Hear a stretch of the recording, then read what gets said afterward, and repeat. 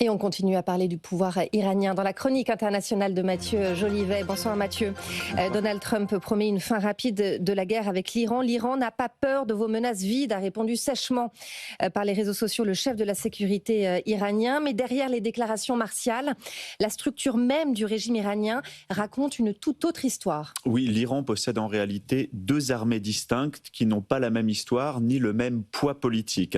Vous avez d'un côté l'Artesh, qui est l'armée régulière, héritée de l'époque du Shah. Elle compte environ 350 000 militaires. Cette force conventionnelle est généralement considérée comme moins idéologisée. De l'autre côté, vous avez les gardiens de la Révolution, donc créés en 1979, après la Révolution islamique. C'est l'armée politique de la République islamique. C'est un corps de 150 à 190 000 soldats. Ils protègent l'ayatollah. C'est le pilier militaire, répressif, mais aussi financier du régime. Ils ont la main sur une partie de l'économie. Ça va des chantiers publics jusqu'au pétrole. Ce corps est monté en puissance pendant la guerre entre l'Iran et l'Irak.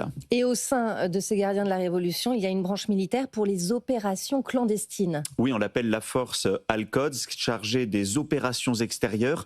Ils sont réputés pour leur fidélité au noyau dirigeant. Ils sont prêts à mener des opérations clandestines jusque sur le sol américain. Elle compterait entre 5 000 et 15 000 cadres qui sont tous triés sur le volet. Le département de la justice américaine révélait en novembre 2024 l'implication d'un agent iranien venant de cette force, très actif aux États-Unis. Il prévoyait d'éliminer Donald Trump. Cette culture sacrificielle du corps des gardiens de la Révolution rend assez improbable leur capitulation.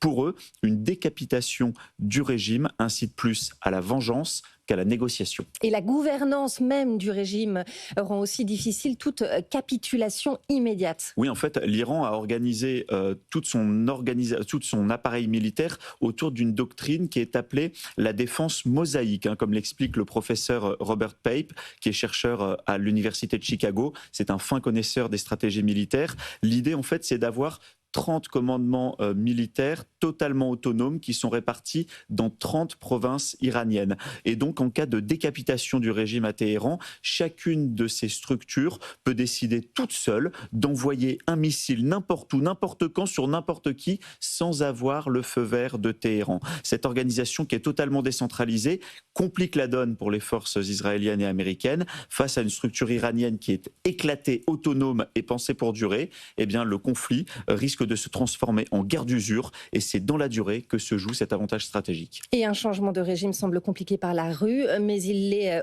aussi par les airs. Exactement, à travers plus d'un siècle de guerre moderne, une constante qui se dégage, rappelle le chercheur Robert Pape, c'est qu'aucun régime de l'histoire moderne n'est tombé uniquement à cause des bombardements aérien. Le risque, en fait, c'est l'enlisement et l'escalade. C'est un schéma qui s'était produit au Vietnam. L'opération Rolling Thunder, en 1965, a largué des centaines de milliers de tonnes de bombes. Ça n'avait pas suffi. La Maison-Blanche avait ensuite étendu géographiquement les bombardements au Laos et au Cambodge pour isoler Ho Chi Minh. La suite de l'histoire, on la connaît, l'enlisement et le retrait américain. C'est précisément ce que redoutent certains spécialistes de la défense aujourd'hui.